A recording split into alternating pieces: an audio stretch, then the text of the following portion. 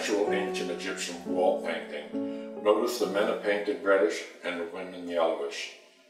Here is another photograph of an actual ancient Egyptian wall painting. Again, the men are painted reddish and the women yellowish. Why?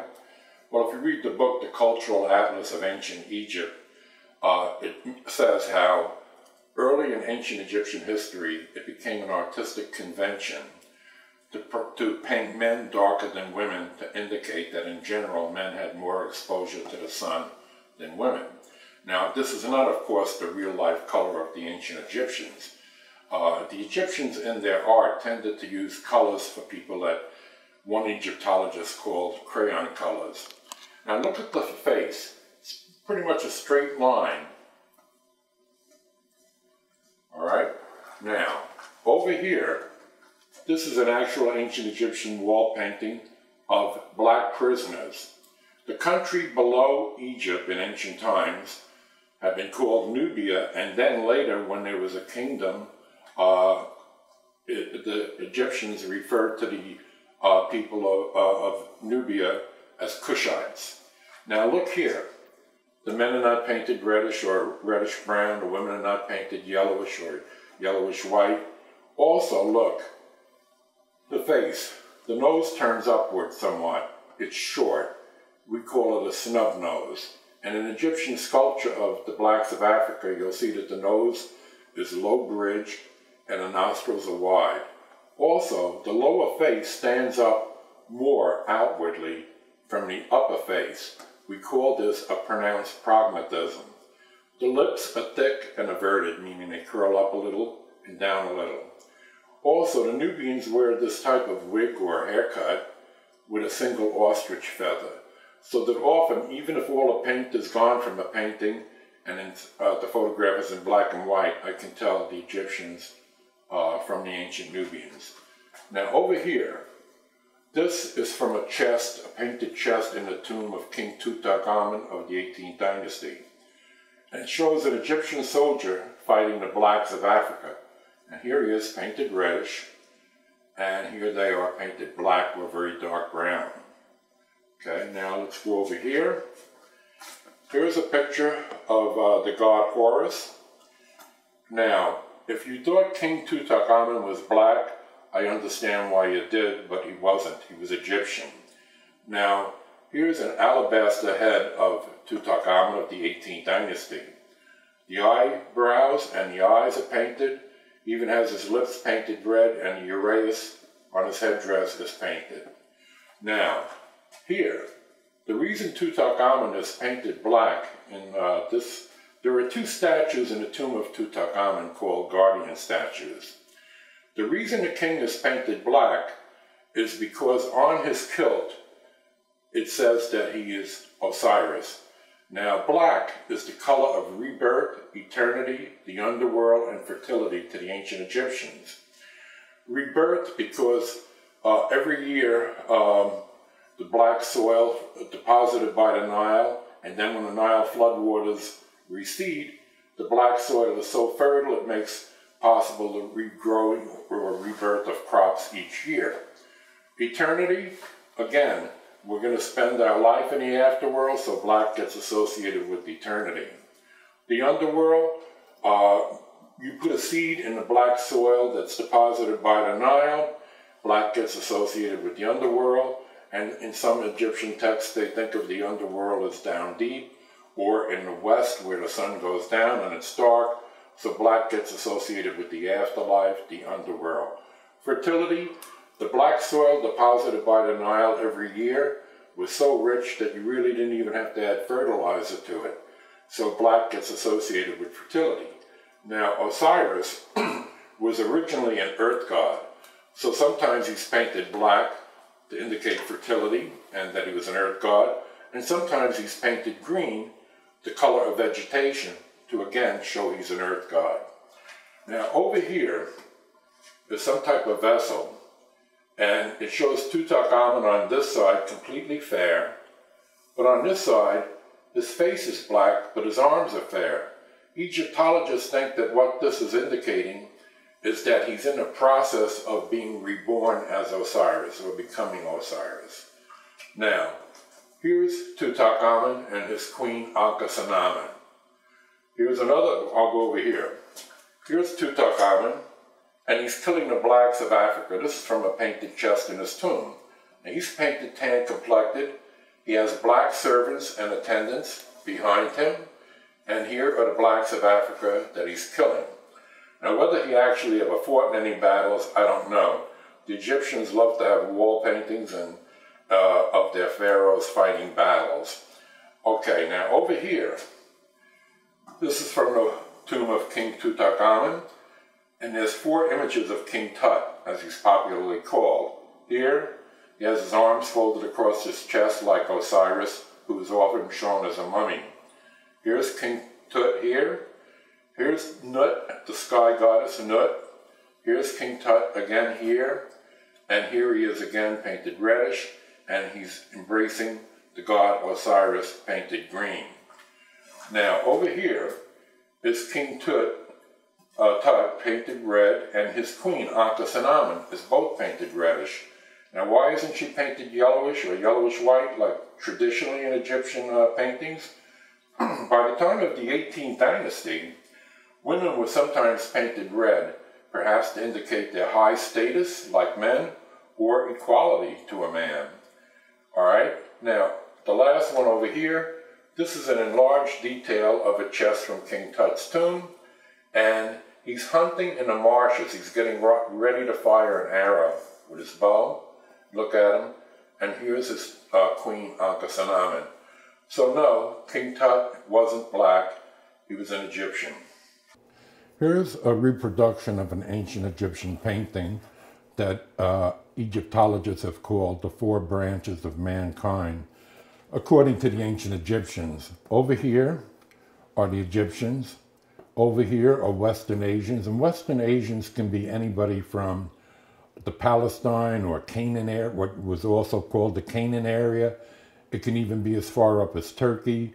It can be countries that are today like Syria, Jordan, Israel, and so on. Here, there are 4 Nubians, and here there are 4 Libyans. Now, the Libyans lived in the western desert of the Nile. They were desert people.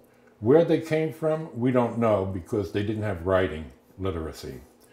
All right, now over here, these are Egyptian faience tiles. Here's a Libyan, here's a Nubian, here's an ancient Syrian, and here's a Bedouin. Now the Bedouins lived in the eastern desert of Egypt, and perhaps in the what is today the Saudi Arabian Peninsula. Here's a Hittite. The Hittites, an Asian people, lived in what today is modern Turkey. Now going over here, here's a restored Egyptian painting, and no paintings are allowed to be restored in Egypt unless the Egyptian government approves and it is under the supervision of Egyptians. Here's a Bedouin, a Nubian, a Libyan, a Nubian, and a Cretan. Now the Cretans are from the island of Crete in the Mediterranean. Here's a Nubian again, a Bedouin, a Nubian, and a Babylonian. Now they're all depicted as captives with their hands tied behind their back. This is a painting on a cow skull by a Nubian. And look at how the Nubian depicts a fellow Nubian, not like the Egyptians at all. Now frizzy hair is a challenge for an artist to paint in profile. So if you can see it, there are like little dots on the top to indicate frizzy hair. Now, none of the ancient, look over here, none of these ancient societies like ancient Egypt, ancient Rome, ancient Greece, any of those, none of them were racist societies. None of them had laws against interracial marriage. Also, the Egyptians used mercenaries sometimes from Nubia and sometimes from other countries too. Now, this is the queen, one of the queens of Mentuhotep II of the 11th dynasty. Now, she's painted black and she's smelling a lotus blossom, and her attendants are Egyptian. Now, whether she was really black, I don't know. I think one book indicated that they may not be sure because black is sometimes applied to important royalty women when they're dead to indicate fertility, that they symbolize fertility. And for all I know, she may be waited on in the afterworld. Here's a goose that's getting ready for her. The Egyptian attendants are waiting on her. Here's the same queen. And again, the Egyptian attendants, the men reddish, the woman yellowish. Now, sometimes in Egyptian art, if a person is painted much larger than the other person in the Egyptian art, it's to indicate who's the most important person in the picture. If it's a military scene and the Egyptian is painted much larger than the foreigners, it's to indicate who has most power too. Now, over here, this is from the island of Crete in the Mediterranean, and it shows Egyptian influence in that the man leaping over the bull is painted reddish, and the women over here on the side are painted yellowish. Now, going to the far right, this is a bust of a man called Gudea, who was a king of a city in Mesopotamia. Ancient Mesopotamia is now in what we call Iraq, and part of it might have extended even today into what is Iran, but which was called Persia in ancient times. Now, he's wearing a wool cap, just like the wool caps we wear today. Cheikh Anta Diop, an African Afrocentrist, claims Gudea was black. He wasn't. Look at the profile. But also, look over here. This is from a painted box called the Royal Standard of Ur. It's a Mesopotamian box, Sumerian. There were different civilizations in Mesopotamia. The Sumerians were probably the earliest. And you even see a chariot over here. And there isn't a single black person. They're all Sumerians. Here's a wall painting of an important pharaoh of the 11th dynasty named Mentuhotep II, painted the traditional reddish for Egyptian males. Now, he's famous because when Egypt got fractured into several parts, several regions, he reunified the country.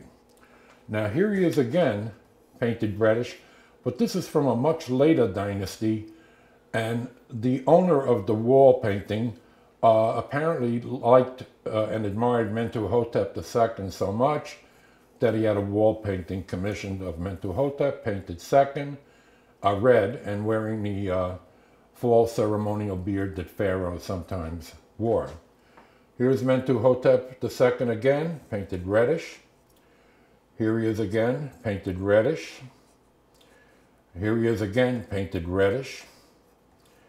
And here he is, painted black. Now why? Again, it's to identify with the god Osiris. This is a side view, not a frontal view. And he's posed like a mummy, as Osiris often is. And he's painted black not because he was black, but to identify with the god Osiris now that he is dead. The proof that he wasn't a black man is if he was painted black because he was black, he would always be painted black, and as you've seen, he's not. There's another reason why you might have thought Mentuhotep II was black. Look here. Starting in the 11th dynasty, and perhaps sometimes occasionally in earlier dynasties, sometimes the Egyptians greatly exaggerated facial features or bodily features. Look at his mouth. He's not painted black, but he's painted reddish, but look at his mouth. It's gigantic. So if you saw that, or with the thick lips, you might think he was black. We don't know the reason why sometimes the Egyptians used heavy features where they exaggerated the mouth or even parts of the body. We can only guess and speculate. Over here, this is a head of Mentuhotep II, at least thought to be a head of Mentuhotep II, and it's probably the most realistic portrait of him.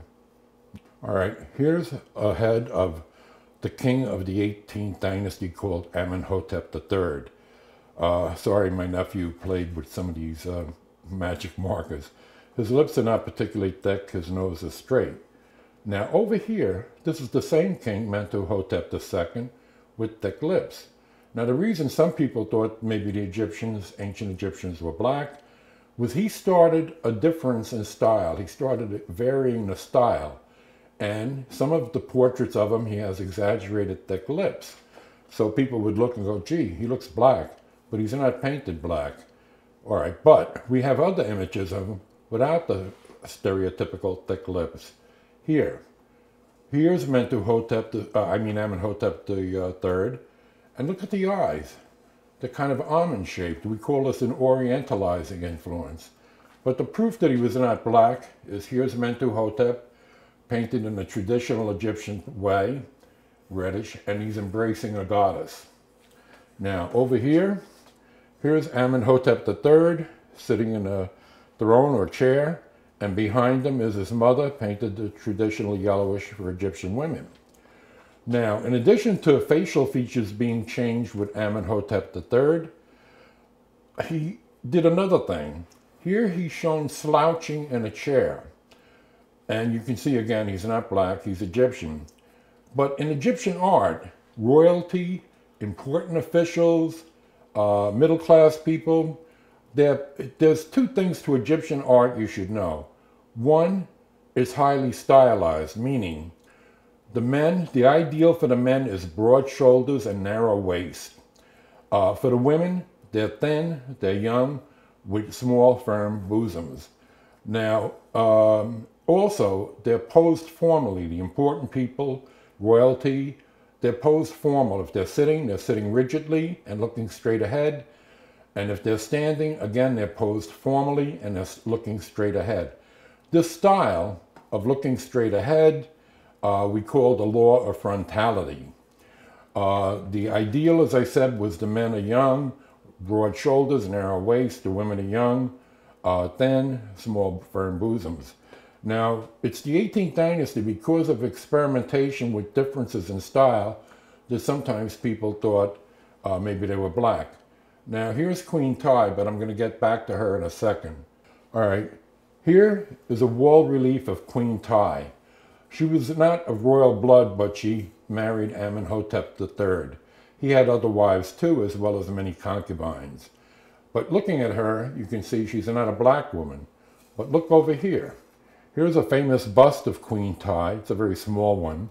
And she has the stylized thick lips that her husband Amenhotep III started experimenting with. In Egyptian art, women are often made to look like a feminized version of their husbands. So if Amenhotep III started experimenting with sometimes having thick lips in his portraits, the women, even the goddesses, even the important officials, would all use that style of art. So she looks like a black woman here, but here she is. Also, over here, we have the mummies of Queen Tiye. This is her father, Yuya, and look at his hook nose, an aquiline nose if you prefer. Look at his hair. Here's the mummy of her mother, Tuya. Again, look at the hair. Now, here's the the coffin cover of her father, Queen Tiye's father. Look at him here. And now look over here. The daughter of one of the daughters of Queen Tiye and Amenhotep III, Tama. Look at her here. All right. This is a wall relief of King Amenhotep IV. Amenhotep IV is in English from the ancient Egyptian. If some books list him as Amenophis IV, that's English from the ancient Greek. And I prefer to stick with the English from the Egyptian. Now, he was the son of Amenhotep III. He's Amenhotep IV. Now, at some point, he got rid of all the gods of ancient Egypt and started a period of monotheism, belief in one god. And he, in turn, incorporated that one god, the Aten, in him. Now, he's never painted black because he banned all the gods except this Aten, and therefore you'll never see him painted black to identify with Osiris. So he is always painted reddish. Now, here he is over here. There are statues of him that are so highly exaggerated. His face, the features are extremely long, lips overly thick. He has a narrow waist, and he has hips like a woman. He has massive thighs and very skinny calves. But again, the statue is not painted black. Why he did these extremes in art, we don't know. We can only speculate. His pectoral muscles on his chest are soft and a little droopy, as if like a small breast. Some scholars speculate maybe he was trying to show that he's all things to all people by having portraits of him that have male and female incorporated in the same thing, same statue. But that's only speculation. Now, at the beginning of his reign, images of him and Nefertiti, his favorite wife, were extremely exaggerated. Near the end of his reign, the exaggerations were toned down, but they're still exaggerated, but just not as bad as at the beginning of his reign. Now here's Nefertiti, Amenhotep IV, and Nefertiti behind him. And look, they both have the same type of body. As I said, the queens are made to look like a feminized version of their husbands. And there's still red paint left on him here and on his face. And this is their children. Now here's the famous bust of Queen Nefertiti. Again, the lips are a little thick over here because, again, he had this style of exaggerating the lips, his body, things like that. So she has her lips, her body exaggerated. But she's never painted black to indicate fertility, and he's never painted black to indicate identification with the god Osiris, because he had banned the gods, and then, there was only one god, the Aten, the sun god. Here, this is still not a very realistic portrait of him. It's a painted statue, but it's nowhere as exaggerated as some of the earlier pictures I showed you. Now here's Amenhotep IV, who changed his name to Akhenaten, and here's Nefertiti. And she looks so different than when she does up here, again. So that's why you have to know a lot about Egyptian art and to see many pictures. And she's painted reddish, just like her husband. They're made to look somewhat alike. Now here's a picture of Amenhotep IV, known as Akhenaten. This is more realistic. It's done in the traditional Egyptian style of art. Now look over here. An Afrocentrist who claims the ancient Egyptians were black painted a large mural on a wall of a building. And look at the dishonesty. He paints Amenhotep IV black, and he paints Nefertiti black. Here's a portrait of Queen Hatshepsut of the 18th dynasty. Now Hatshepsut, she was a woman, but she was the first woman to rule Egypt, not as a queen, but as a king. And she often had herself depicted, painted red, and with the false ceremonial beard of a king. Now here's Hatshepsut with her chief advisor, Senamut. She's painted the yellowish for women, he's painted the reddish for men. Now over here, here's Hatshepsut painted reddish like a man and with a false ceremonial beard that a king would wear. And here's another portrait of Hatshepsut with part of the false ceremonial beard still attached. Now over here to the extreme right, this is Hatshepsut's mother, Queen Akhmet. She has a mild hook nose. Now the lips in ancient Egyptian art, I'll show you why they often look unnatural in a little while. Here's Imhotep. Imhotep lived in early Egypt, and he was the architect who designed the first step pyramid in Egypt. The Afrocentrists who claim ancient Egypt was black say he was black, but even though this was done many years after his death, when he became also worshipped as a god with various functions, look at the facial features for him, and he's wearing the skull cap that many Egyptian men sometimes wore. Here's a wall painting of an Egyptian woman. When I said the lips in Egyptian paintings often looked unnatural, I'll tell you why. First, when the Egyptians painted on a wall a person, first they would paint an outline of the person. Then they would paint in the features, and then they would outline it again with a darker line. Now notice, her lips are outlined, which she was probably a light-complected Egyptian, but I'll show you a darker complected one too. Her lips, though, are painted the same color as her skin, but they're outlined, making them look thicker. Now the Egyptians did not use shading in their art. What looks like shading to us sometimes is uneven fading or uneven darkening, due to thousands of years of attacks by biological agents such as fungi or bacteria, or weathering by sands and winds, and sometimes occasional floods and rains that poured into tombs. Now, look, nose straight, okay. Now look over here. Here's another Egyptian wall painting, and again, there's an outline, then they painted in the features, and then they outlined the lips again, and the lips are the same color as the skin color used. Okay, the eyes, of course, in Egyptian art, there's a law called the law of frontality where they're always looking straight. Now, in ancient Egyptian wall paintings, the face, when they show the whole body, the face is in profile, the torso is frontward, and then the legs are in profile. It's two-dimensional, but it helps to show more than if you use traditional three-dimensional art with shading like the Greeks and the Romans did.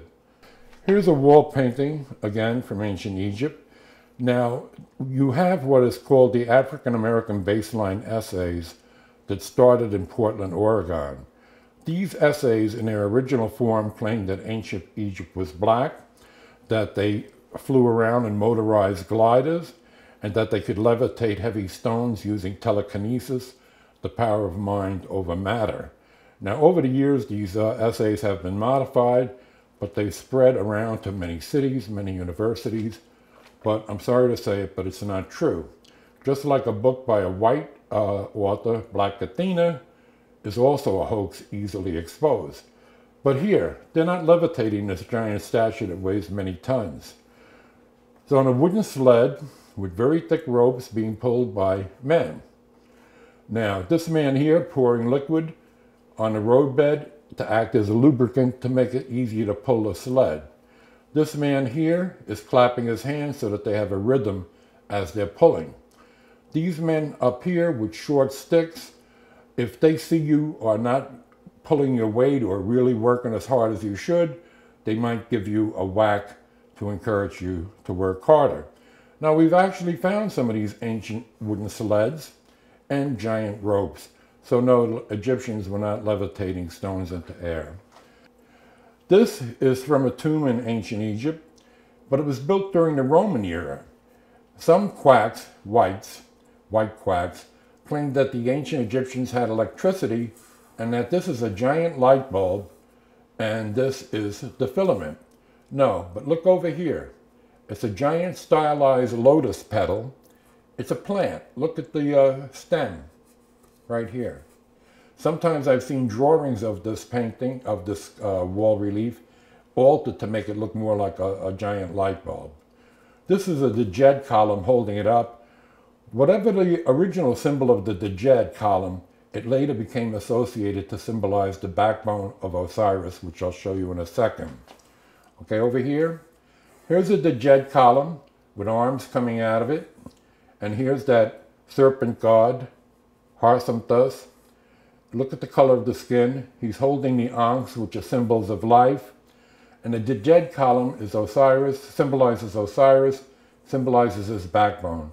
We know this because later we find coffins that have a backbone or the Djed column painted on the back of the coffin, and you put your back in the bottom of the coffin when you rest, and so you're associated with Osiris with the Djed column painted on the bottom of the coffin and your back laying down on top of it. Now, over here, an Englishman saw a small model, a wooden votive model of the hawk god Horus. He thought, oh, it looks like an airplane. Maybe the Egyptians built giant models and flew around in gliders. No. It's a wooden votive model of the god Horus. Look, here's the head of a hawk. You don't see any windows or anything like that. It takes thousands of parts to make an airplane, with all sorts of metal parts and so on for the engines and so on and so on. No, the Egyptians were not flying around. Look, I made paper airplanes as a kid, as probably you did. Sure, they flew, but we didn't know anything about aerodynamics, but they glided. So some quacks actually built a full model of this and used an engine to make it glide, saying, see, it's aerodynamic. Well, so were my paper airplanes. Now over here, this looks like man-made stones. They're not. It's a natural occurring formation of what's called beach rock. For some reason, beach rock fractures at right angles and makes it look like it's man-made. I say this because followers of the psychic Edgar Cayce claimed that remnants of a sinking Atlantis went to Egypt, and off of the island of Bimini in the Bahamas, they found some large, somewhat rectangular shaped stones, and they thought maybe it was part of a wall or a road. But when geologists analyzed the stones, they found it was a naturally occurring beach rock. And as I say, beach rock fractures at right angles. Here's a papyrus painting of the god Amun, or Amun. And it's what's called, well, let me go on with it. Professor Martin Banal, who's white and has written books that start with the title Black Athena, claims that the 1st, 11th, 12th, and 18th dynasty of ancient Egypt were black, and that the reason some of the gods are painted black is because in cultures where the gods are in human form, they tend to be made to look like the culture of the people of the culture themselves. Not true. Now, Professor Martin Banal, I will further correct a lot of his tremendous errors, but now here, I listed this as Amun painted black to symbolize rebirth because Amun was originally an earth god too, and black is the color of rebirth and fertility. But actually it's not Amun, it's Amun Min, which is what we call a compound god, putting two gods together. Now Min was a god of fertility, often painted black, the color of fertility. So this is Amun Min, but look at the profile, straight nose, and so on. Now over here is the god Amun, painted the reddish brown for Egyptian males. And here's King Thutmose III of the 18th dynasty pouring liquid refreshments for him. And they're both painted the traditional reddish for Egyptian males. Over here is the Sphinx. What he originally looked like, we don't know. The Sphinx was a large rock outcropping that the Egyptians carved to make look like a lion, the body of a lion with the head of a man. But there's still some red paint left on it. Now sometimes over here, this is King Zoser. Now the Egyptologists sometimes described the Egyptians using heavy features in their art, and I call them exaggerated features. Like here's Zoser with his hook nose. His lips are maybe a little too thick the way they're outlined, and he's the 3rd dynasty, and he's the first king to have a pyramid built for him. But look over here. Here's a statue of Zoser. Now, there's still traces of red on his face, and there's a slash of black up here because he had a thin mustache, which was popular on Egyptian men in the 3rd, 4th, and 5th dynasty. So again, you have to know about Egyptian art. Here's the coffin cover of an ancient Egyptian man with the face painted green. Now, there is no race on a human planet where the people are green. The face is painted green to identify with the god Osiris now that he's dead. As I said, Osiris started out as an earth god, so sometimes he was painted green, the color of vegetation, sometimes black, the color of fertility. And let's see, well, I'll go on now to over here. These are 2 coffin covers for the same man. Here in the traditional Egyptian style of the man painted red, and here is the same man, face painted black, because he's now dead and identified with the god Osiris. Now, over here, starting at the bottom, you've heard the word mummy. Mummy comes from the ancient Arab and Persian word mumia, which was a dark, sticky black substance. And sometimes the Egyptians used some in embalming the body or covering the body. What makes the bodies of ancient Egyptian mummies black is the various coatings. Now look at the men here. These are the funeral workers, and they're rinsing off the corpse of the man that is now black because of the coatings applied to him. Now here are the men up here, and this man is a priest who does embalming, so he's wearing the mask of a jackal to symbolize the god Anubis, because Anubis was the chief god of embalming. And we found these masks in Egypt. Now look, here's the body blackened and being bandaged. Up here, the priest is finishing up the embalming process, and here's the face mask. And the face mask, look at it. And over here, here's the face mask and the mummified body. And these are called canopic jars. They included the internal organs of the dead person, except the brain. The Egyptians didn't know the purpose of the brain, so they removed it. Over here, Here's the blackened corpse of a man, and here's his soul or spiritual essence in the form of a tan-complected Egyptian with a little black beard leaving his body. Over here, again, the blackened corpse, and again, the man's soul with the body of a bird. He's tan-complected, leaving the body. Now, black, as I said, is the color of this underworld, so people in the underworld are often painted in black silhouette. And here's the sun god with the head of a ram, but with the sun disk here, coming out of the body of a crocodile. Now, the sun god would, when he set in the west, would visit the underworld, but his light was a diminished light, so some texts referred to him as the dark-faced one. Anyhow, he would bring his illuminating light to the dead people, which I'll show you over here. This painting has been called Goddesses of the Night. And here, look at the different goddesses and the way they're depicted. Now, black being the color of the underworld, the river of the underworld is not the Nile, it's the Nun.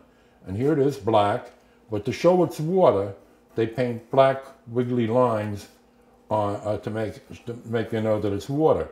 All these mummies are in black silhouette, and they're awaiting the sun god to visit and bring his illuminating light. Over here, all the workers of the underworld are in black silhouette. These bodies upside down with their heads cut off, apparently they were not judged favorably by Osiris, so they're not going to go to a nice part of the underworld. Here's Osiris over here, underworld, afterlife workers painted in black silhouette. Now he's painted yellow. Why? Yellow, the Egyptians used yellow paint to symbolize gold. And sometimes if a god is painted yellow, it might be to indicate they're divine because gold was associated with divinity. So here he's painted yellow. Now the Egyptians called their land the Black Land. Not land of the black people, but the Black Land. Because here's the Nile and the bank of the Nile. It's painted, it's green, it's not painted, it's a photograph. But the Nile, as I said, would deposit black soil on either side. When the flood water receded, this black soil would be on either side, and it made agriculture and therefore life and civilization possible in ancient Egypt, which was and still is a desert country. Now there's no longer black soil being deposited in modern times because the Aswan Dam was built, and while it lets water accumulate and flow over, it holds back the soil. So the Egyptians are working on that problem. Now in addition to the Black Land, the Egyptians referred to part of their country as Deseret, the Red Land. And here's the desert, mountains in the desert, and they're reddish, either because they have a high iron content, or the sun when it rises in the morning is somewhat reddish, and when it sets in the evening is sometimes quite reddish. Now up here, this is an Egyptian painting of some musicians, and because they didn't use shading, and because the Egyptians were not used to painting with the face forward, the artist painted a nose using a darker line. But look at it. The nose is seen as if it was in profile, whereas the Greeks and Romans used shading to indicate depth and so on. Here's a papyrus painting of the god Ptah. He's painted greenish because originally he was an earth god, green the color of vegetation. And he's often painted with a skull cap on. Now here, Ptah is wearing an unusual headdress for him. He's painted blue. Blue, when it's applied to a human being, indicates their cosmic or eternal nature, sort of like the sky. Now over here, this is Ramses III of the 20th dynasty. They were not related to the Ramses of the 19th dynasty, they just took the name, but he was a great king. Now here he is with, on a papyrus painting with different gods and goddesses. Here he is with the god Ptah. Now Ptah is sometimes painted yellow because one of his functions was as the patron saint of people who worked indoors, like scribes and metal workers and artisans. Now here's Ptah's wife, Sekhmet. She's a kind of a war goddess, so she has the head of a lioness, But look at her arms, and this is Sekhmet. Now look over here. This is the son of Ptah and Sekhmet, and his name is Nefertim, and he's a god of fragrance. Now, there's an Afrocentric book, first over here. This is the god Ptah, a statuette of him. Now there's an Afrocentric book called Stolen Legacy, Greek Philosophy is Stolen Egyptian Philosophy. Now President Martin Bernal liked the book very much, but Cornell University did not consider it a proper book because of the low academic standards. But the book was written by an Afrocentrist, and the first thing that's false in the book is the cover. Look over here. Here's an enlargement of the statue of the god Ptah. Long nose, lips not thick. But look, he had an artist paint a copy of the god Ptah, but to make him a black god, he thickened the lips and broadened the bottom of the nose. Now, that's dishonesty, and I'm against all dishonesty, whether it's from whites, Asians, Hispanics, blacks, and so on. This is King Scorpion. Before there were any dynasties in Egypt, he started perhaps some unification of southern Egypt with northern Egypt. Now, here he is, he has a hoe, and he's scooping up dirt, and this worker here has a basket to catch the dirt. Now, look at the facial features, and the facial features here. So the Egyptians, when they started their civilization, even before they started their civilization, they had an identity of what an Egyptian looks like. Now, over here is Narmer. Now, Narmer is the first king of the first dynasty. He united southern Egypt and northern Egypt. And he reached as far as into part of what is Israel, because they found a small Egyptian temple some decades ago and the name Narmer inscribed on it. So he was a conquering king, and he's famous for unifying Egypt into one country. He's also known as the legendary Menes or Menes. Now here he's getting ready to smite a northern Egyptian, and he's holding him by the hair. Look at the beard and the facial features of both the Narmer and the northern Egyptian. Here's another northern Egyptian, and the god Horus, as a falcon, has a rope through the nostrils of the man. Now these men down here, they're either northern Egyptians or Asians. Okay, so this is the first dynasty. Here's Narmer, another side of the Narmer palette. Again, look at his facial features. And look at the woman here, her face, her hair. And this man over here is carrying Narmer's sandals. Now, here, this is the oldest picture of a black person in ancient Egypt. It's from the 4th dynasty. And when the excavators first found it, they thought it was a black woman. And I don't know if she was fully black, but she's the first black found in Egypt from the 4th dynasty. This man is her husband, and he's Egyptian. They found about 32 of what they are called reserve heads, which we're not sure what the purpose of them was. But again, none of these ancient civilizations were racist. They had no laws about marrying people of other ethnicities or races. Nothing at all with that problem. Now here's King Den, Dynasty 1 also, and here he is, it's an ivory buckle, slaying an Asian.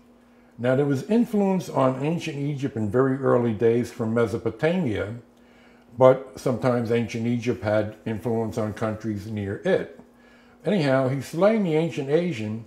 Look at his headdress and the headdress of the Asian. They're similar. Look at his kilt, and look at the kilt of the king of Egypt. They're similar. So Egypt was fundamentally its own civilization, but there was influence in prehistoric Egypt from Mesopotamia, because we found more prehistoric Mesopotamian objects in Egypt than vice versa. But as I say, as Egypt boomed, it had influence on other countries. This is actually not 6 inches tall, like I said, it's 3 inches. It's a little figurine of the god Khufu. Khufu is English from the Egyptian, Cheops is English from the Greek. Now it has a mildly hooked nose. The African Afrocentrist Anta Diop said that Khufu was black. No, I'm sorry, he was Egyptian. Here's his son, the vizier, Hankaf, son of Khufu, and the brother of Khafren. And going over here, look at the profile of his brother, Khafren, who had the second pyramid built for him. And then the third pyramid at Giza, giant pyramid at Giza, was built by Menkora, Mycerinus in English from the ancient Greek. Look at him and look how his wife is made to look like a female version of him somewhat. Look at his profile. Now, here's Khufu's son, Kawab. And he's painted reddish and he's wearing a black skull cap. So I've just disproved Cheikh Anta Diop with his assertion that Khufu is black. Now, over here, here's Prince Kawab's daughter, Meresant III, painted yellowish. And here's Khufu's daughter, Queen Hetepheres, painted too. Now, I think Khufu was married to one of his half-sisters, meaning he was married to Queen Hetepheres II, and they produced Kawab's daughter, Meresant III. Here's an image of Kawab's daughter, Meresant III, again, painted traditional yellowish for Egyptian women. Over here, this is Prince Rahotep and his wife. It's from a tomb in ancient Egypt from the 4th dynasty, which was the period when the Great Pyramids of Giza were built. Over here is Hammon, Dynasty 4, and he's thought to be either the man who was the architect of the first Great Pyramid in ancient Egypt or in charge of its construction. And here's the full statue of him, a painted statue. Now look, he's quite overweight, which is not the usual Egyptian norm for men. But sometimes they made exceptions. After all, the civilization lasted 3,000 years. This is Princess Nefertiti, 4th dynasty. She was probably related in some way to Khufu, but we don't know for sure. Over here, this is the 5th dynasty. This is a colossal granite head from a statue of the King Userkaf. And here he is again, King Userkaf. This is a picture from a book by the African Afrocentrist Cheikh Anta Diop. He claims the ancient Egyptians were black and that Ramses II, who may have been the king when the Hebrews left Egypt, you know, the exodus out of Egypt. He takes a photograph of a man, a black man, with his hair cut to look like the war helmet of Ramses II, and said the purpose of all these circles on the warhead were to symbolize frizzy hair. Not true, and this is dishonest. I've seen documentaries on Watuzis, and they don't wear their hair like this. But here's a close-up of the statue of Ramses II of the 18th dynasty. Mild hook nose, lips are not particularly thick. What these little circles are in the war helmet, we don't know. They might have been metal rings. Here's the mummy of Ramses II. Now, in Egyptian art, the men have pleasant straight noses or pleasant hook noses. But if his hook nose really looked like this, he was quite an unattractive man. But sometimes facial features on a mummy get squished and squashed and padding put in. So I don't know, but if he really looked like this, I doubt that he would have fathered over 100 women, children, because I doubt women would have wanted to have much to do with him. But look at his hair. It's not frizzy. It's dyed red with a substance called henna. Now, he died, he was maybe in his late 80s or something. We know he originally had red hair because there were traces of red in the roots of his hair.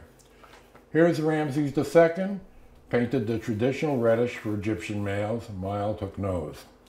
Now over here, here's Ramses II, painted reddish, and he's gigantic compared to the men he's holding by the hair, the prisoners, to show his power. Here's a Nubian, painted black over here. Here's a Libyan, painted reddish like Egyptian males, even though sometimes they're painted lighter. And here's an Asian prisoner, painted yellowish. Here's a son of Ramses II.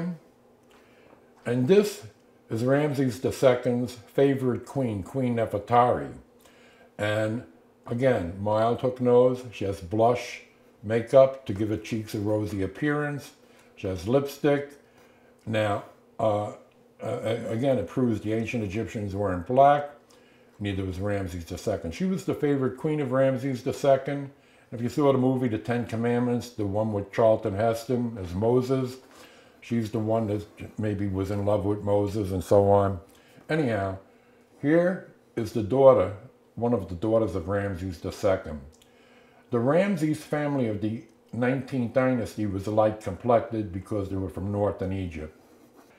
Ancient Egyptian wall paintings, as I say, sometimes they deteriorate over thousands of years and they become either lighter and fading, or they become darker due to various biological and environmental factors. Now here's a painting of the god Osiris painted green, and Atum, Atum, who was the creator god, also had some sun god or solar god functions. But look, over here, it's been restored.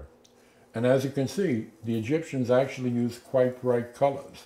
And as I say, no paintings are restored in Egypt except under the supervision of Egyptians. And here's the god Osiris painted green. And the reason I mention this again is Professor Bernal, the white author who wrote these Black Athena books, said that he saw a picture of the god Osiris painted black, and he thought it's because there were so many black people in ancient Egypt that sometimes they made their gods in black color. Not true. Osiris, if he's painted black, it's to indicate fertility, the afterworld, and so on. But here he is painted green. Martin Bernal said that he thought he saw some traces of green in that painting of Osiris painted black. I have so many pictures of Osiris painted green and other colors that again it shows Professor Martin Bernal. He's white, but he has a dishonest agenda. Martin Bernal, as I said, a retired professor at Cornell University, had no formal academic qualifications as an Egyptologist or as an expert on the ancient Romans or Greeks. He writes on a wide variety of subjects, none of which he is an expert, so that there was a book written later by various experts called Black Athena Revisited, in which various experts write chapters on sections Martin Bernal covered in his Black Athena books. They show where they agree with them and where they disagree with them, and they even found evidence that sometimes Martin Bernal fabricated things, made them up. They weren't true. Now, he said he called the books Black Athena because the the Greeks associated their goddess Athena with the Egyptian goddess Anit. He said the publisher said books about black people don't sell, books about women don't sell, but books about black women sell, so call the book Black Athena. Yeah, but here is the goddess Anit. Here's a bow case for holding bows, as in bow and arrows. This one is horizontal, but here are the two bows. This is the goddess Anit. According to the book, this is another picture of Anit, but she has the headdress usually associated with Hathor, so I don't know. But sometimes goddesses might be depicted with different headdresses. Now here's a tomb painting of the goddess Anit. This is English from the Greek. This is English from the Egyptian. Here's the bow case standing vertically with the two bows. Sometimes she's shown with the shield and two arrows crossed. So much for Black Athena because she's Egyptian. She's not black. Here's another tomb painting of the goddess Anit, again with the bow case with the two bows. And here's a statue or a statuette of the goddess Anit wearing one of the crowns of the kings of ancient Egypt. And look at the facial features. Here's another ancient Egyptian wall painting. Now, according to the book, The Image of the Black in Western Art, the original ancient Nubians were not black, but were more related to the ancient Egyptians. But over the centuries, blacks came into Nubia and Nubia became eventually black. And look, this is as late as maybe the 18th dynasty. This man here looks like the ancient type Nubian, like an Egyptian. He's reddish. Look at his facial features and his hair. All the rest are black Nubians. This man here, tending to the cattle that are pulling the chariot of this Nubian woman, and the man driving the chariot, they are the ancient type Nubians. With their facial features, their color, their hair, that's the ancient type Nubian. All the rest are black Nubians. Now here, the artist alternated black, brown, to not only break up the monotony in profile, but how do you make people stand out in profile without doing something like this. So he alternates dark and light colors for the Nubians. Over here, this is really ancient. It's the ancient type Nubians. The man is painted reddish, the woman yellowish. Over here, another ancient type Nubian. And again, he looks somewhat like the Egyptians. Now going down, here's another one. The ancient type Nubian, painted reddish, and his wife yellowish. Now here's what's called a schematic wall painting. A schematic wall painting is like a diagram. The Egyptians would apply whitewash to a wall, and then they would paint in the figures, but they wouldn't paint everything.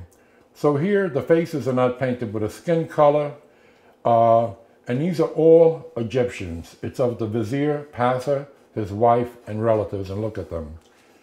But now here's another schematic painting. Now these three women are musicians, and they're all Egyptians. All the faces are made to look alike because that's the way the Egyptians often did things in their art. But this woman is painted brown, and she's a dancer. And she's painted brown to show that she's a Nubian. The others are not painted in because they're Egyptians. Over here, another maybe schematic painting. This is an Egyptian musician, woman. And to show she's the more important person, she's much larger than the dancer, who is a Nubian and painted dark brown. Here are Egyptian arches, painted reddish, traditional red for Egyptian males. And as I say, if you go this way, you can see the resemblance, the ancient type Nubians with the Egyptians. Now there are two sets of model soldiers in the tomb of an Egyptian. And these are Egyptians. They're infantrymen. They're all holding spears. All the faces are identical again, but they're all painted reddish. They're infantrymen. In the same tomb, he has Nubian archers, and they're all holding bows because the Nubians were famous for their skill with bows and arrows. They're painted black, and the Egyptians painted reddish. Some black pastors are into what's called African liberation theology. In fact, President Barack Obama's former pastor, Reverend Jeremiah Wright, is into African liberation theology. African liberation theology claims civilization started in Egypt, that the ancient Egyptians were black, and that the ancient Hebrews were black. Not so. This is from an ancient Coptic Christian church in Egypt, in Cairo, the city of Cairo. Today, it's a Coptic museum. It's from the 5th to 7th century AD. And here is Jesus up here, and here's the Virgin Mary holding Jesus, and I guess these are various apostles. Now, I don't belong to any organized religious denomination, but I am a Christian. And it's really not important what Jesus looked like, but of course we've all sometimes wondered. But there are pictures on walls of ancient churches in Ethiopia as well as in Egypt, and the Holy Family are presented as Jews, not as black people. Here's a photograph of an ancient bust of Hannibal. Now, the book Black Men in Antiquity claims that Hannibal was black. He was not. Hannibal was born in North Africa in the city of Carthage. Carthage originally was a colony from the country Phoenicia, and ancient Phoenicia is now in modern Lebanon, and it's north and a little east of modern Israel. So again, some of the Afrocentrists and so on, they just make up things with no regard for the truth. Now, a very respected black professor named Frank M. Snowden Jr. had all three of his degrees in the classics from Harvard. He could read ancient Greek and ancient Latin. He spent 25 years of his life doing research in Italy and in Greece and in Egypt, working on the relationships of the ancient Greeks and Romans to the Egyptians. But he was not a qualified Egyptologist, nor did he make out. But the name Baal was an ancient god who originated in Syria and spread throughout Southwest Asia, and so you get the name Hannibal. I believe I showed this earlier in a series of pictures of Ramses II of the 19th dynasty. This was his favorite wife, Queen Nefertari. I first saw this picture in Time magazine in the 1990s. I looked at it and I thought, oh, well, the Egyptians are a type of white people. Again, I've changed my mind that the concept of race, meaning the old anthropological idea that there were three races, Caucasian, white, Negro, black, Mongolian, Asian, and then within each race you had various branches or subtypes which accounted for the variations in colors and sometimes hair and sometimes physical features. That has largely been given up by physical anthropologists today and by geneticists. In fact, the reason I now no longer consider the ancient Egyptians a type of white people known as Mediterranean types is somebody with the World Genome Project took a swab from the cheek of black people in Africa, then went around the world taking swabs from the cheeks of people all around the world to do DNA tests on them. According to his results, there were 4 migrations of modern humans out of Africa. And one migration even returned somewhat south. How far south? I don't know. I don't care, really. But the thing is, we now know that modern humans didn't originate in Asia and spread out. Modern humans originated in Africa and spread out, because everybody has this genetic mutation in their genes all around the world. And physical anthropologists know from their studies that the first earliest humans originated in Africa, including modern humans. And then, as I say, they spread around the world. So between the results of DNA and genetic testing, the results of physical anthropologists who now say that physical anthropology is not a pure science like chemistry or physics, but that sure, there's a lot of truth to what they say, but it's not 100% accurate, and that the concept of race for different human beings can be discarded. It's no longer needed. It's a bogus or false concept. We're all human beings. Just as we left Africa, the farther north we went, the lighter we got. If we headed towards the equator, we got darker. Everybody makes the substance that turns skin brown in exposure to the sun. It's called melanin. The only people who don't produce melanin are albinos. Now, if light skin color made people super intelligent and brilliant, then albinos would win all the Nobel Prizes, and they don't. So I don't relate skin color to intelligence. I've met many people darker than me who are far more intelligent than me. This is a statuette of the goddess Selket. A scorpion with a raised tail is her headdress and a symbol for Selket. She was a protectress goddess. Now notice, she's not the law of frontality that ruled so long in Egyptian art. Her head is turned sideways, her arms are spread out, and look, her body is elongated like the body of Amenhotep IV of the 18th dynasty, who changed his name to Akhenaten and started a period of monotheism. So under Akhenaten, the men, the women, the important officials, the royalty, even the gods and goddesses had to be shown to look somewhat like his exaggerated pictures of himself with elongated bodies. Look at her wide hips and her massive thighs and her spindly legs. The book Black Women in Antiquity, edited by Ivan Van Sertima, an Afrocentrist, there's a chapter about Cleopatra. It claims Cleopatra was black. Actually, Cleopatra was not even of Egyptian descent. When Alexander the Great died, one of his generals and high officials by the name of Ptolemy ruled Egypt, and the ancient Greeks and their Ptolemy line of descendants ruled Egypt for about 300 years until Julius Caesar and the Romans came in. But here's a bust of Cleopatra, and most portraits of her show a mild hook nose. Here's another bust of Cleopatra. As I say, she was of Egyptian descent, not of Egyptian descent. In fact, she was the last Ptolemaic ruler, and she was the only one who even bothered to learn the Egyptian language. Her predecessors didn't.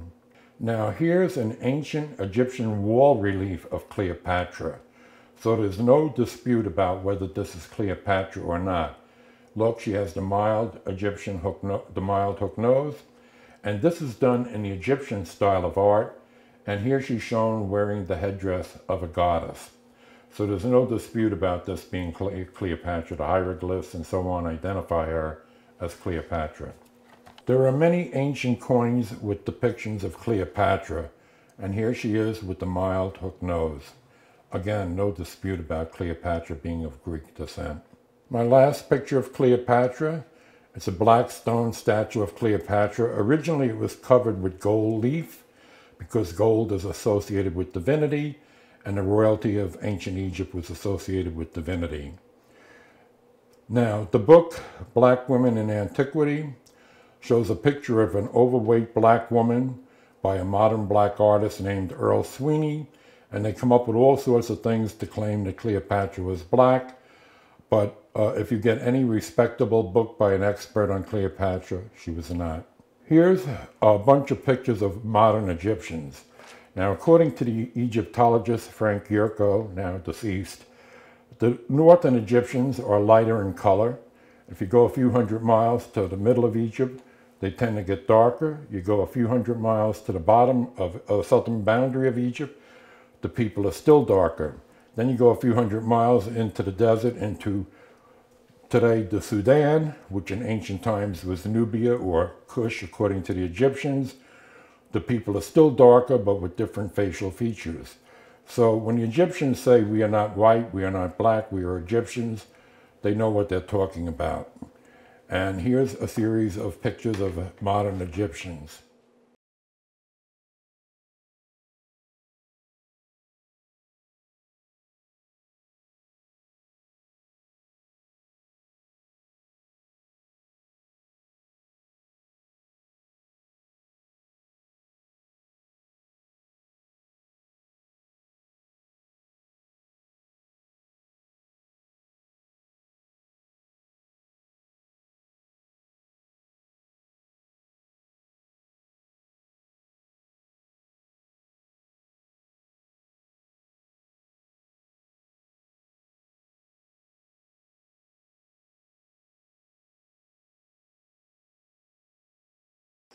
Now a series of pictures of modern Sudanese people.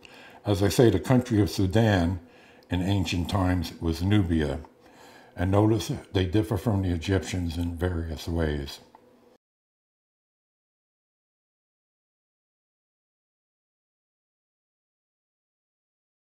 Professor Martin Banal in the Black Athena book says the first dynasty, the 11th dynasty, the 12th dynasty, and the 18th dynasty were black. Well, here's a series of pictures of 12th dynasty kings. This is Amenemhat I, and in English from the Greek it's Amenemhat I. Look at him. This is Sesostris I, who's the son of Amenemhat I. And now a series of pictures of Sesostris I. Okay, just 3 seconds each. Okay. Hold on. Okay. Right. Sesostris II, lips thin, nose damaged. Now images of Sesostris III.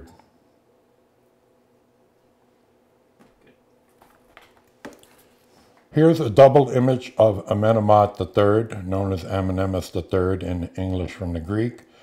And he's on the left side and the right side in red, and in the middle, painted yellow, are Asians whom he's slaying. Okay.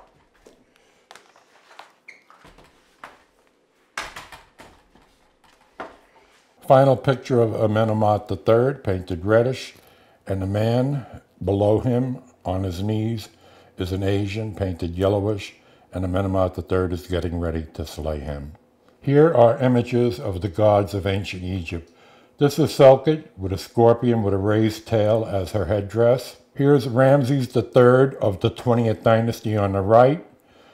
Then going to the left, you have Ra-Horakhti, who's a compound god made up of 2 gods. The sun god Ra with a solar disk here, and the falcon-headed Horus, so you get Ra-Horakhti. Next to him is Atum, who was a creator god who also had solar functions. Then, going further left, you have Hathor. She was both the moon and solar goddess, and you see the sun disk or moon disk above her head. And then at the extreme left, you have Rat, which is the wife of the sun god Ra, Rat being a feminine form of Ra. Now a series of pictures of ancient Egyptian paintings of the gods and goddesses of ancient Egypt. This is the goddess Ma'at, or Ma'at, and she's the daughter of the sun god Ra.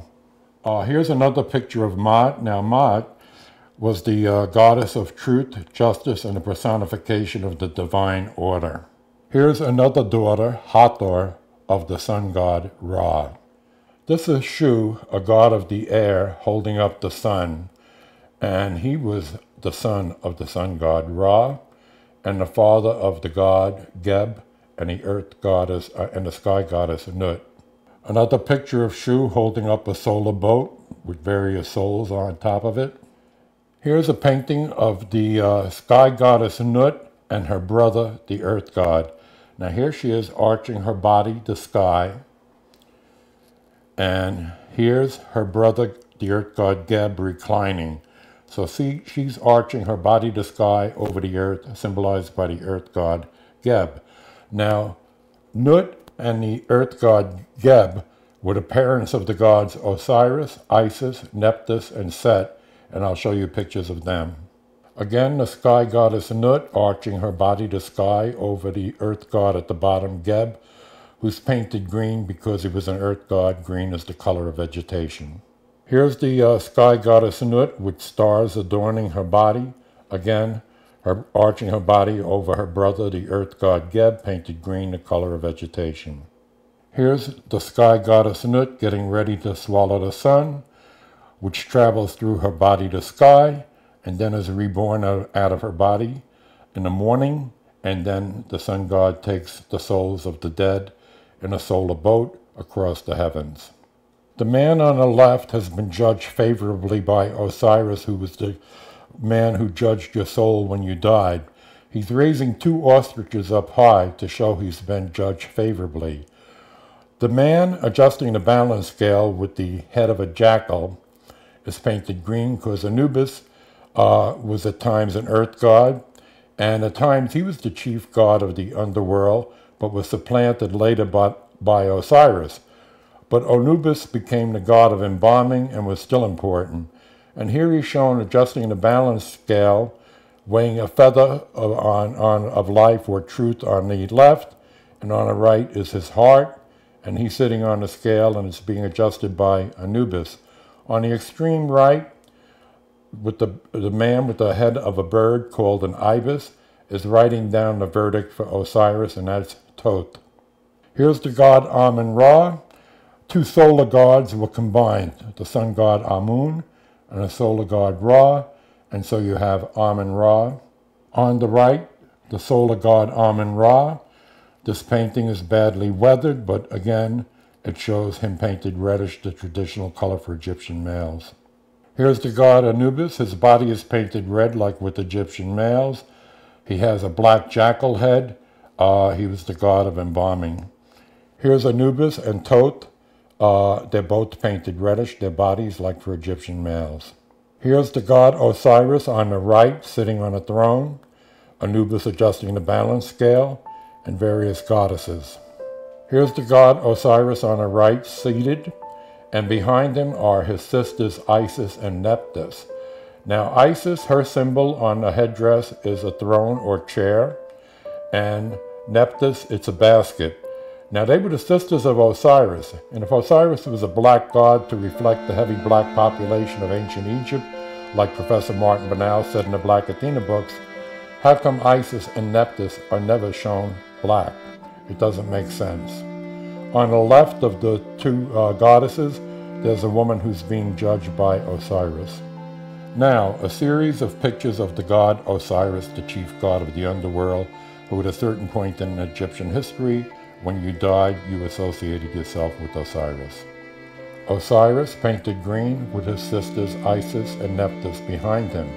Isis was not only the sister of Osiris, she was also his wife, and together they conceived the child Horus.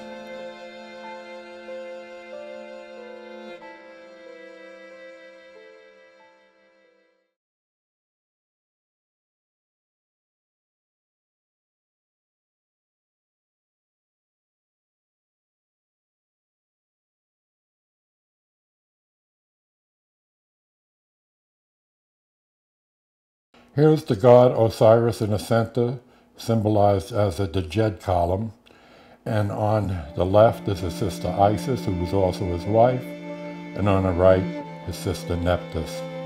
The goddess Isis with Queen Nefertari of the 18th dynasty.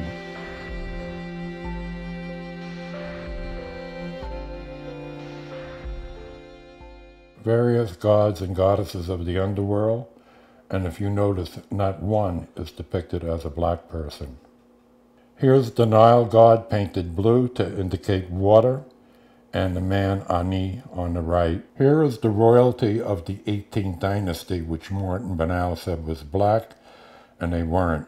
This is Ahmose I, and I have several pictures of him, and all the pictures of the royalty of the 18th dynasty are in color, and also I showed some of them to you before, but here's Ahmose I, who Ahmose I expelled the Asian or foreign people out of Egypt called the Hyksos, who were briefly ruling Egypt.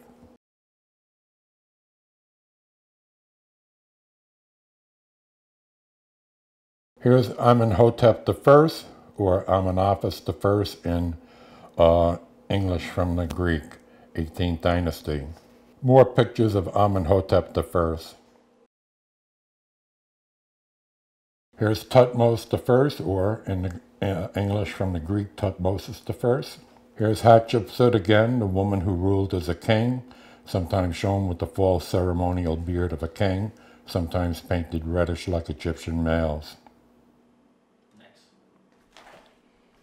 No talking, just pictures.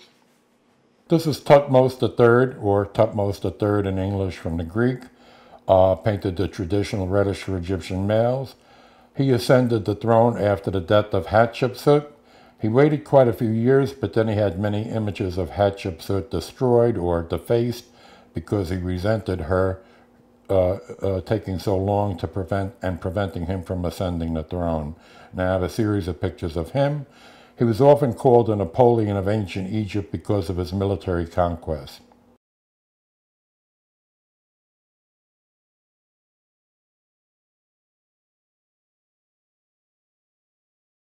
Here's Amenhotep II, or Amenophis II, getting milk from the goddess Hathor as a cow.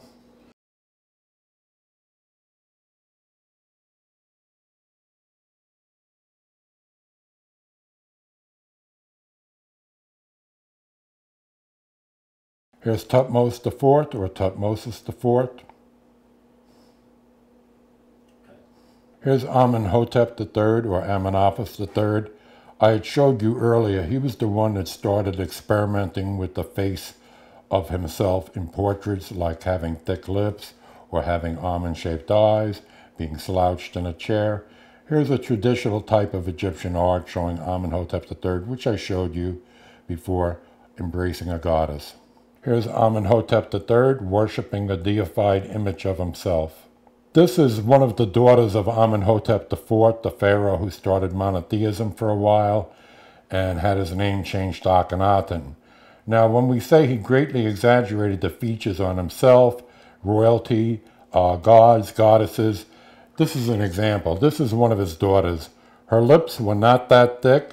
Look at the ears. They're way too large. And the head, look at how gigantic it is. We have some of the mummies of these people, and while the heads were slightly elongated, it was within the normal range.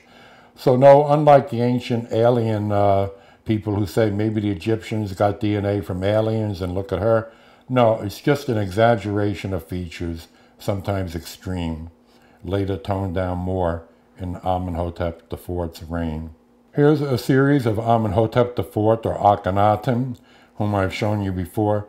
He's never shown as black because there was no god Osiris to identify with when he was dead, and the pictures are all highly stylized. Some show Nefertiti too.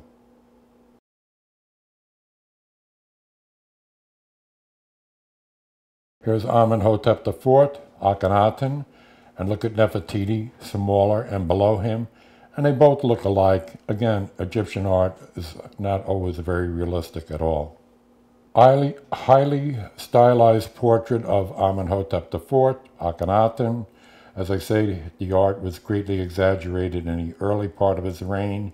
Because he built a city called Amarna, Egyptologists called this style of art the Amarna style or the Amarna period, but it really started with his father, Amenhotep III. Here's Queen Nefertiti with a daughter. This is thought to be a portrait of King Smenkhara and his queen, Dynasty 18. It's thought that he perhaps ruled as a co-regent with Amenhotep IV, but they're not positive. Here's King Tut painted reddish in the form of a mummy, and on the right is King Ai, who succeeded him as king, and Ai is performing the opening of the mouth ceremony on Tut, so they can breathe in the afterworld. Another portrait of King Ai. The last pictures are of King Horemheb, the last king of the 18th dynasty. He's always painted reddish. And now a series of ancient Egyptian paintings of foreigners, according to the Egyptians.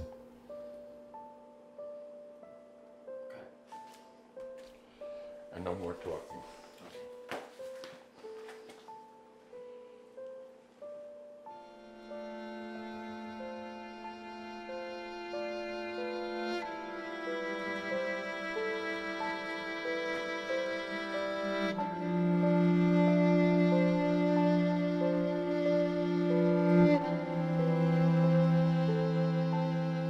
The lines cut on a cheek of this Nubian prisoner, it's called scarification, where they cut into the flesh to make scars. This was never an Egyptian practice.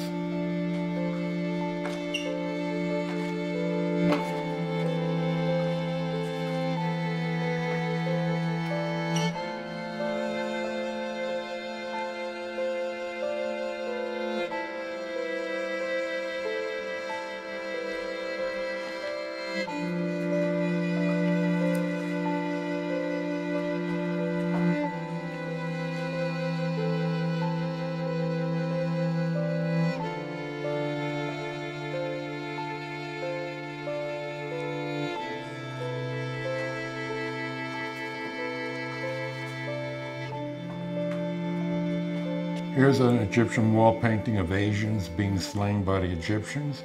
Notice this man with the beard here and the long sleeves. He's painted yellowish, probably because he works indoors a lot. And the rest of the fighters are all painted reddish, like Egyptian males. Now, a series of pictures of ancient Egyptian women from early dynasties through later dynasties.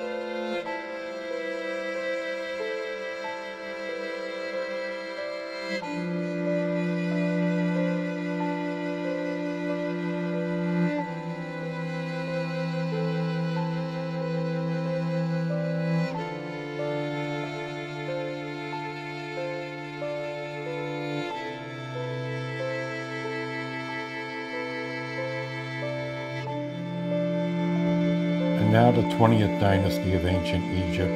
Ramses III was a great king. He helped repel a lot of Asians coming by water to Egypt, whom the Egyptians called the Sea People.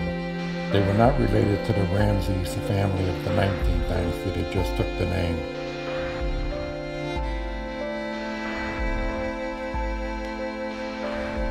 This is Ptah-hotep from Dynasty 5. You can see he's an Egyptian. Anyhow, he was noted for his wisdom, and so he was very fondly thought of in ancient Egypt.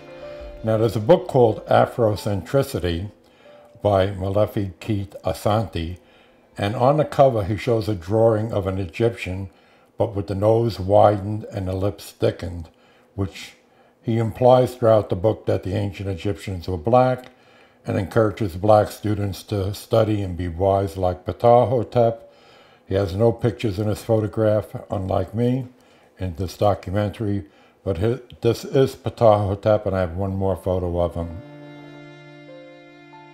These are some pictures of Olmec Mesoamericans in Central America. Now, when people first came upon them, they said, gee, they look like African blacks with the wide noses and the thick lips. And it took the experts time to find it out. Meanwhile, some Afrocentrists claim that the ancient Phoenicians came to Central America and took Nubians from Africa. Well, we now know it's not true. Here's what it is. Look at this. What they found out was this is the mouth of a jaguar. It's snarled. And this is the nose of a jaguar. These are flames on the top of his helmet. Now, there was a cult of the jaguar throughout Central America. Over here is an Olmec mask with a jaguar nose and mouth. But here's an Olmec acrobat with a hooked nose, mouth snarling.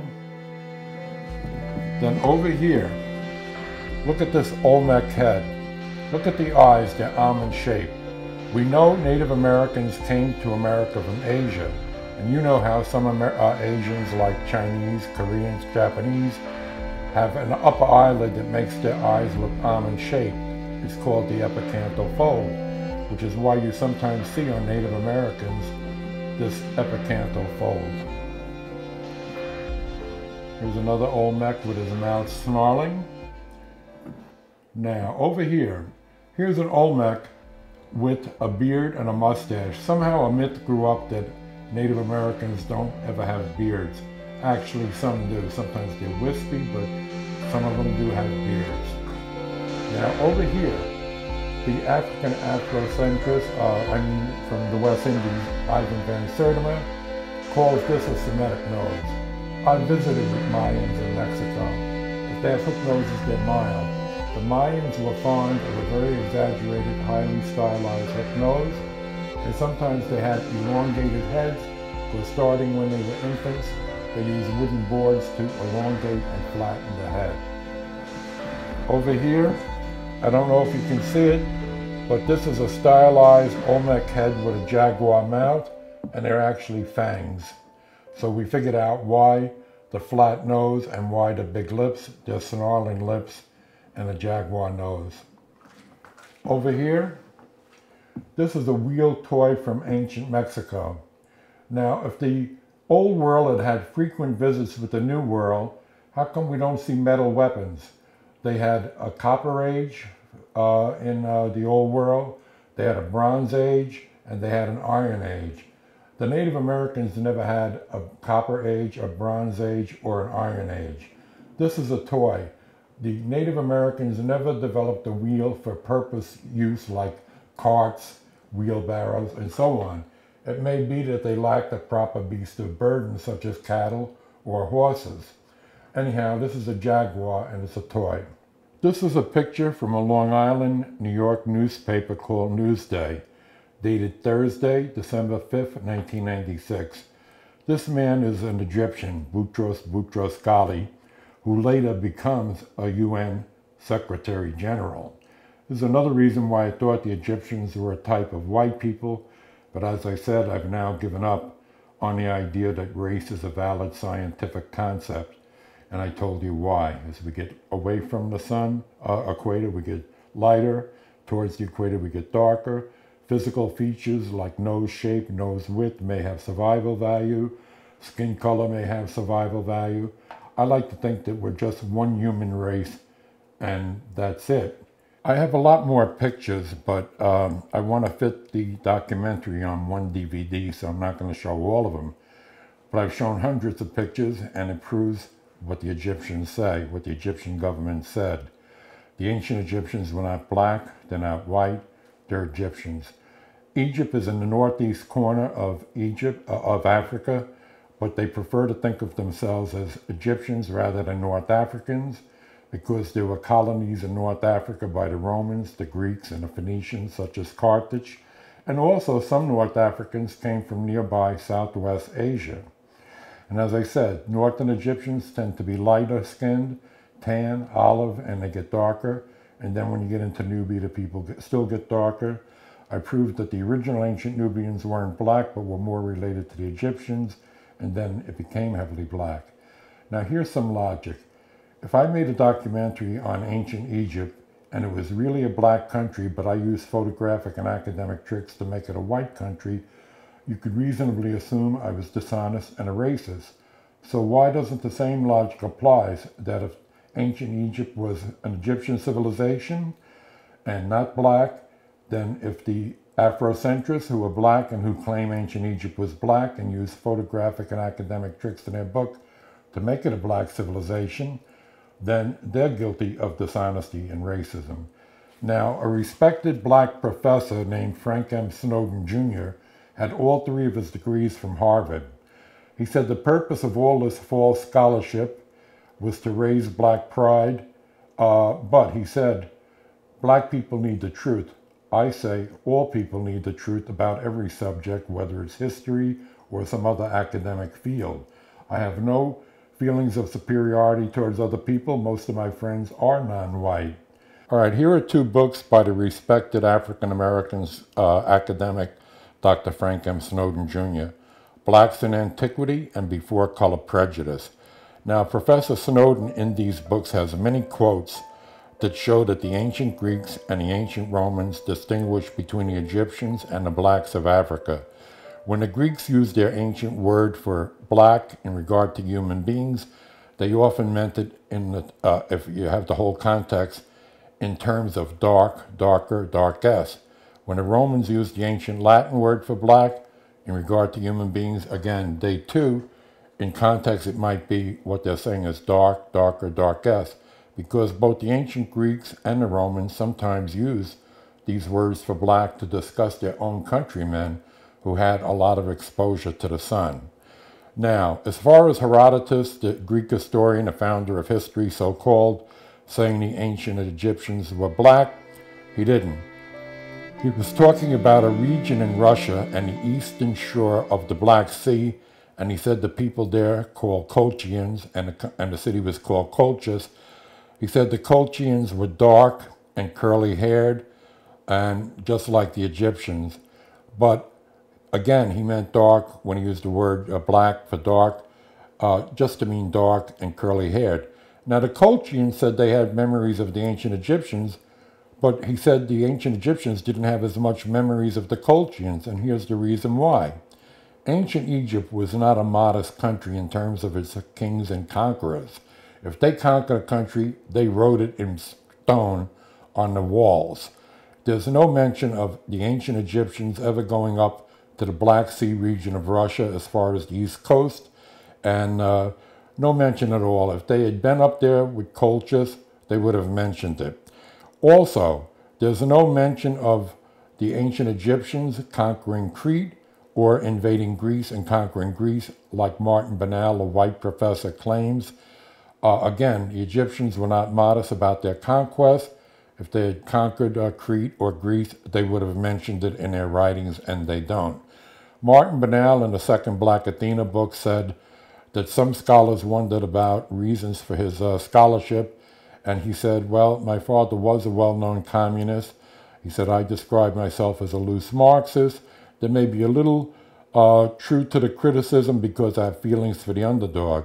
So in this case, he meant blacks were underdogs. Well, I root for the underdog too, but only if the underdog is a good person. Otherwise, I don't.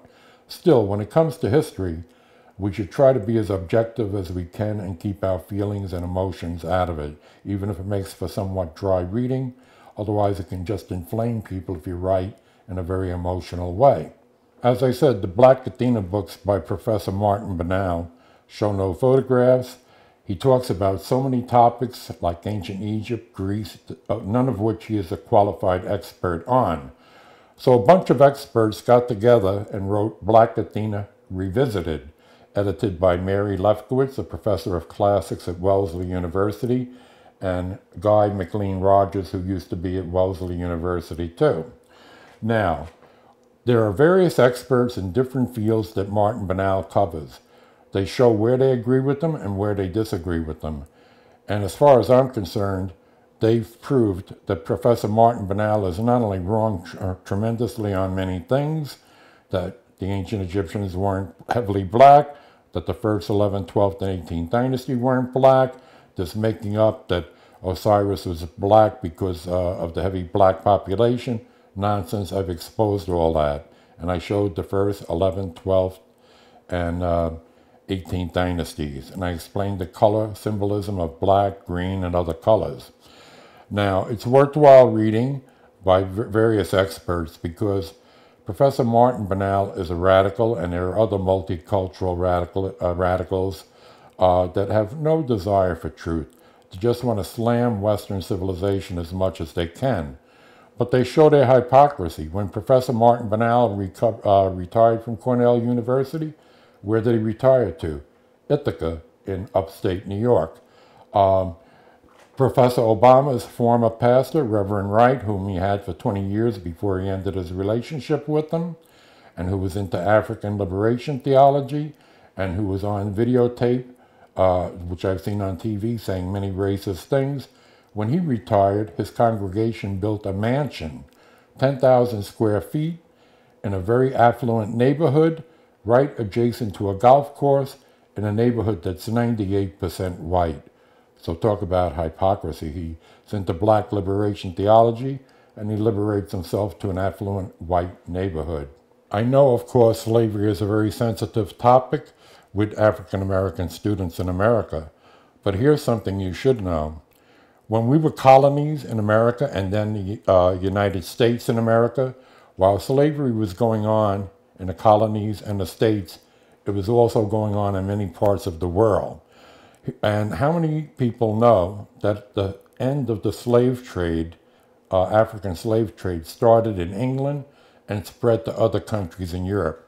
Also, there were black kingdoms in Africa that sold their own kind into slavery. So you had black tribal chieftains and kings practicing slavery and then selling their own kind into slavery on the west coast of Africa to the Europeans.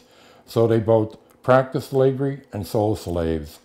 The last country, Saudi Arabia, banished slavery in 1963. So it was Western Europe and England that started the end of the African slave trade. Also, in ancient times, Egypt had slaves, Rome had slaves, Greece had slaves, but slavery in the ancient world was not based on skin color, it was built on conquest. You made slaves out of people you conquered. Now, in America, the high civilizations of the ancient Maya, the ancient Aztecs, and the ancient Inca all practiced slavery. So Native Americans can also be imperialists and practice slavery. Everything that Western civilizations that have done that is bad, other civilizations. The three civilizations I just mentioned, the Maya, the Aztec, and the Inca, all practice not only slavery, but human sacrifice. So I'm tired of the radical multiculturalists always doing a trip on Europeans for racial reasons and other reasons. Many of them are far left and don't like America because we're not socialists and they like it. Anyhow, again, I know there's no connection between skin color and intelligence. The concept of race is a false concept for the reasons I gave you. Eric Holder is our current Attorney General in this year, 2012, and he's our first African-American Attorney General. Years ago, he said he wanted a race dialogue, and it would be cowardly not to have one. That's why I redid the 1996 video I did on ancient Egypt, which was very accurate, except that I thought that the terms like Mediterranean people for Egypt was valid, which I know now it's no longer valid.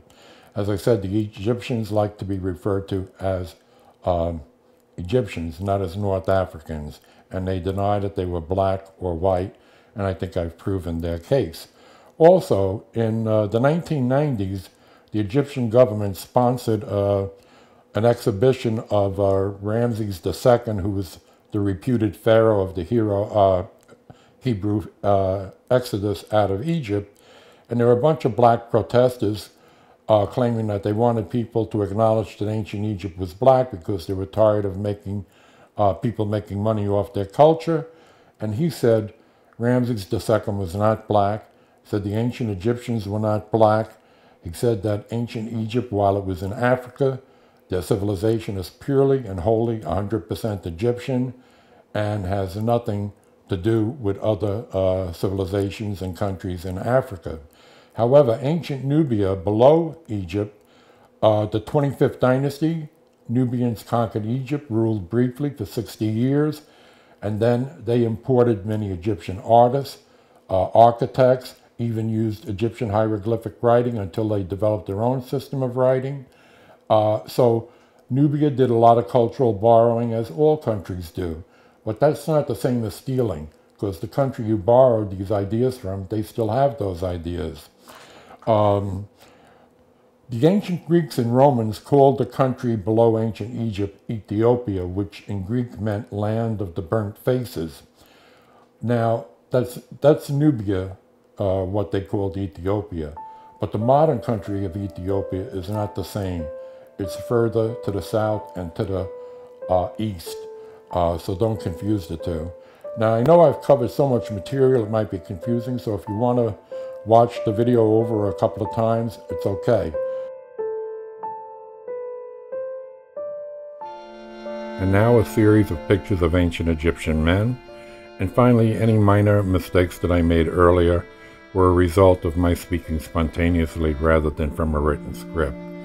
Feel free again to put this on the internet, to send it to teachers' unions, to the media, college professors, whatever. As I say, I did it, and the response was deafening. So, I don't know, we have double standards, it seems, when it comes to race and so on and so on and so on. Anyhow, thank you for watching the documentary, and I wish you good luck.